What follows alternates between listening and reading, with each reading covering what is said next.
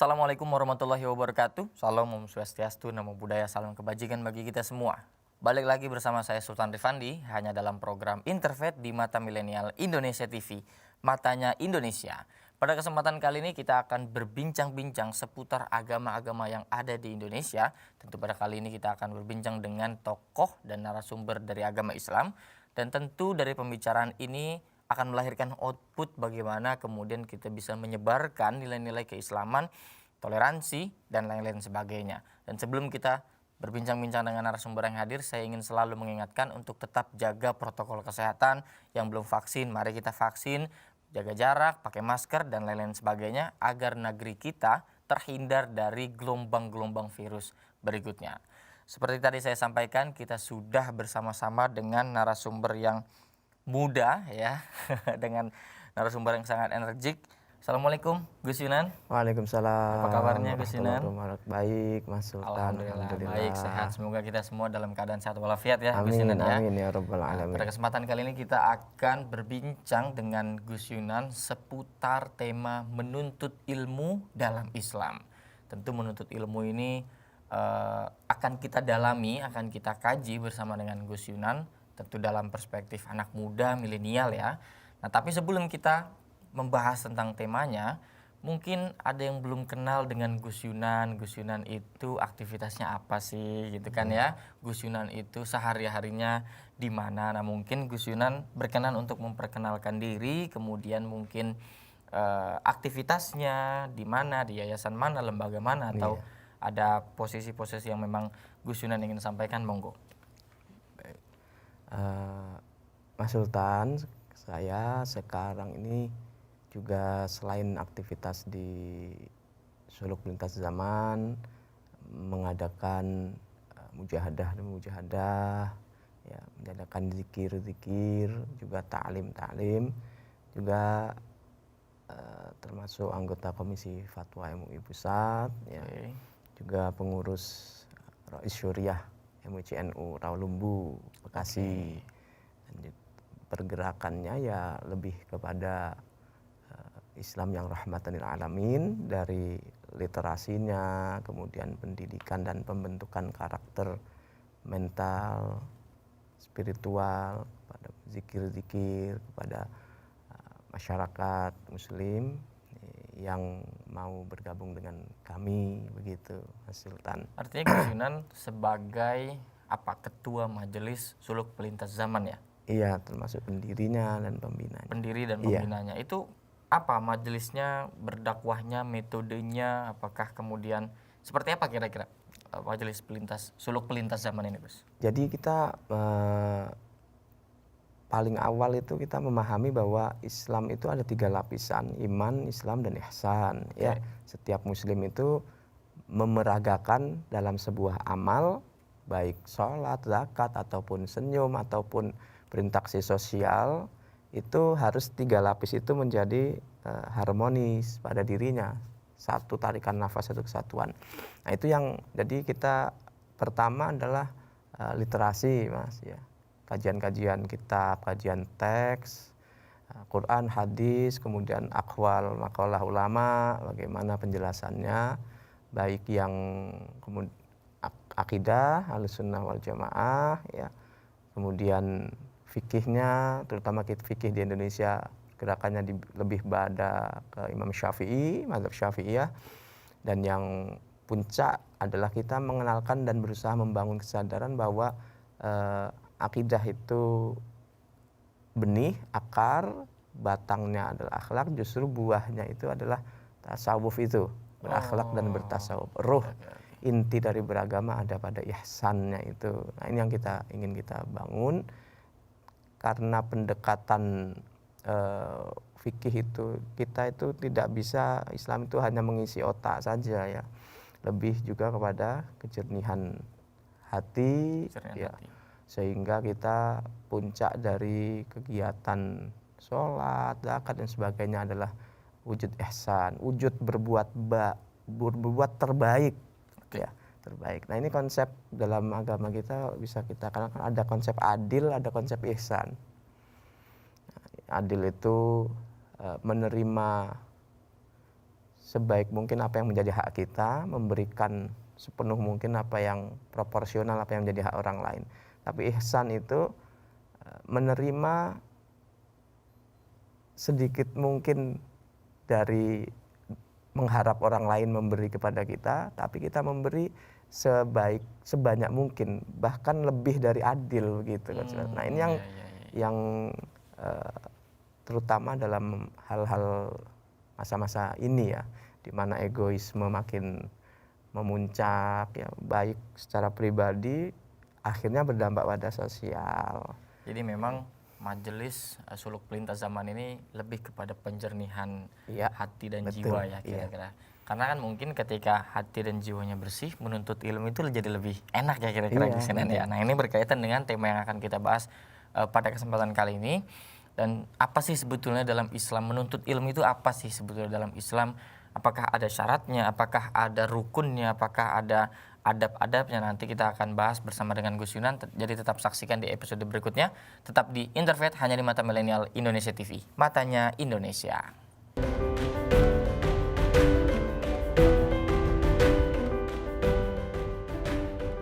Yap, balik lagi masih bersama saya Sultan Rifandi dalam program Interfaith di Mata Milenial Indonesia TV. Matanya Indonesia. Tadi kita sudah berkenalan dengan narasumber kita, Gus Yunan, yang juga sebagai pendakwah yang berfokus berdakwahnya dalam kejernihan hati, mencontohkan perilaku baik, ihsan dan lain-lain sebagainya. Dan tentu saja ini juga berkaitan dengan tema yang akan kita bahas pada kesempatan kali ini, yaitu tentang menuntut ilmu dalam Islam. Gus Yunan, tadi saya sudah introkan lah bagaimana kemudian menuntut ilmu itu seberapa penting sebenarnya dalam Islam. Allah menyatakan kepada kita semua dalam Al-Quran bahwa untuk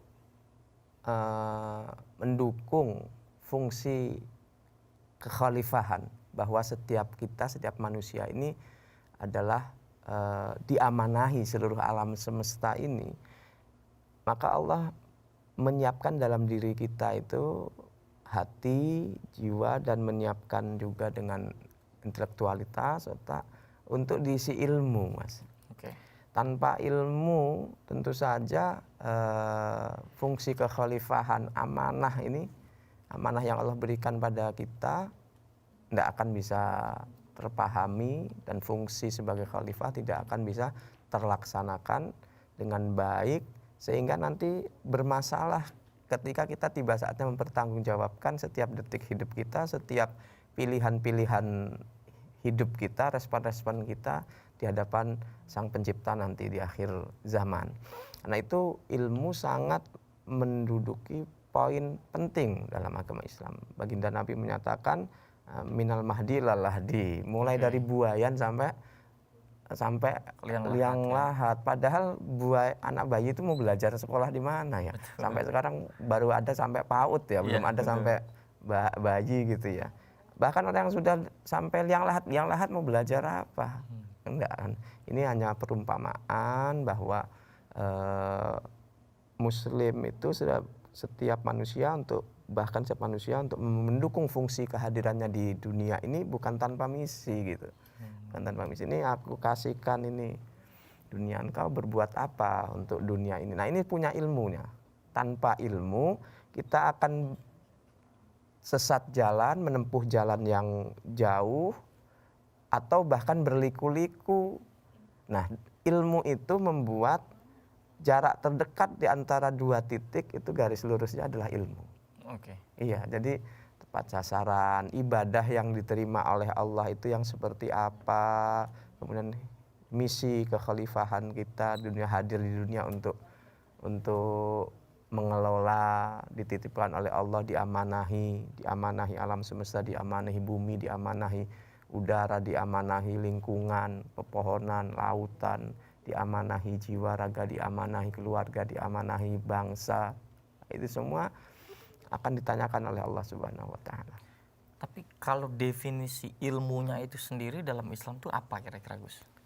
Ilmu dalam agama Islam kalau merujuk pada pandangan Imam Ghazali misalkan, beliau menyatakan bahwa semua pengetahuan yang mendukung pada terlaksananya fungsi kekhalifahan semacam itu, maka itu disebut adalah ilmu.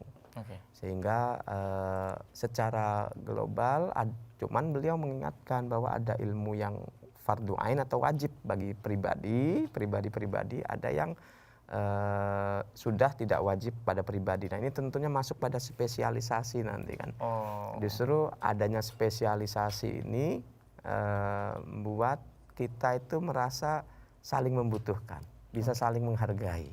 Nah juga sebelum spesialisasi kan biasanya ada kuliah ya Mas. Kita berangkat kuliah itu maksudnya dari serapan bahasa Arab, artinya kulun yaitu global. Oh, Sebelum jadi masuk kata kuliah itu dari kata bahasa Arab jadi ya? kulun, Mas, ya? iya. Jadi begitu kita awal masuk perkuliahan, silabus pertama itu adalah hal-hal yang sifatnya umum, global. Kenal dulu secara global, gambaran globalnya. Nanti beberapa semester baru Anda tertarik pada bidang apa olahraga atau apa hal-hal semacam itu nanti ada spesialisasinya. Nah, yang diwajibkan itu oleh setidaknya oleh imam ya, dicatat oleh Hujjatul Islam Imam Ghazali, ada imam yang ilmu yang fardu ain itu ilmu agama yang mendasar setidaknya rukun iman Islam itu. Kemudian ilmu duniawi yang dengannya seseorang tidak bisa mandiri dan tidak menjadi ketergantungan bagi orang lain. Itu ilmu wajib dimiliki. Jadi bukan cuma terkait masalah syahadatain, sholat dan sebagainya. Setiap orang tua punya kewajiban moral untuk membekali anaknya besok itu hidup dengan apa. Oke. Nah itu yang harus diarahkan. Artinya memang dalam Islam tidak hanya mewajibkan kita untuk belajar agama saja ya Gus? Betul. Tidak ada pembedaan sesungguhnya antara pembedaan ilmu ini ilmu agama, ilmu ini duniawi itu hanya pembedaan fakultatif saja, bukan pembedaan ketika di dalam kehidupan nyatanya. Di bidang apapun kita wilayah profan misalkan, karena ilmu agama menyatakan engkau berbuat in ahsantum li anfusikum. Kalau engkau berbuat baik kepada orang lain, sesungguhnya engkau sedang berbuat baik pada dirimu sendiri. Jadi kita umpama spesialis kedokteran, dokter bedah diniati lillahi ta'ala, nanti di sana ada sumbangsih kemanusiaan, butuh dibedah, itu kan berbuat baik. Nah dia akan seketika dia mengerti bahwa dia berbuat baik ini diniati lillahi ta'ala, bukan demi sebatas egonya, sebatas kemakmuran finansial dirinya, itu Allah apresiasi nanti, akan berbalik. Karena ada sunatullah ya. Sunatullah itu kita melempar bola ke sebuah dinding, baliknya bola mesti lebih cepat. Itu kan hukum aksi dan reaksi ya Mas. Itu kan sunatullah itu kan. Kita berikan apa ke selain diri kita, keluar, maka sesungguhnya yang kita sedang menguntungkan diri kita sendiri. Oke. Tapi kan cara mendapat kesejahteraan diri, kebahagiaan diri yang bukan dengan egois, justru dengan mengalirkan keluar. Nah ini kan ilmu. Betul. Jadi tidak terbatas hanya sebatas keilmuan itu tentu wajib ya Gus ya, keilmuan. Iya, fardu ain seperti ngerti sholat, ngerti zakat, ngerti haji itu wajib fardu ain. Namun tidak sampai mereka harus tahu detil perdebatan di dalamnya kan gitu. Jadi mungkin masa kecil kita mengajarkan khilafiyah misalkan. Iya, enggak pada tempatnya tentu saja kan. Nah, itu sudah masuk ke spesialisasi. Ya. Bahkan ketika misalkan ada ungkapan ibu atau keluarga adalah pendidikan utama, maka kira-kira adakah prioritasnya? Misalkan ya memang yang prioritaskan ajarkan agamanya dulu daripada misalkan yang lain, atau seperti apa kira-kira Gus? Paling awal yang perlu kita bangun pada diri kita pribadi ataupun nanti ketika sudah dewasa punya anak ya, turunan, itu adalah bagaimana memiliki adab dan akhlak ya. Sebab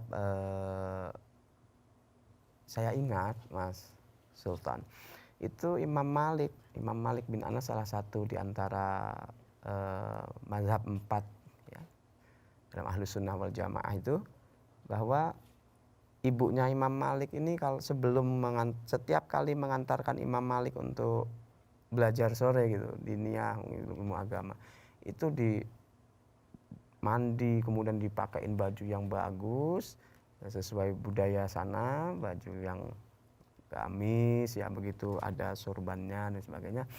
Lalu dipesenin beliau itu, dalam kitab-kitab dipesenin, amatilah, teladanilah adab dan akhlak gurumu sebelum kau serap ilmu gurumu.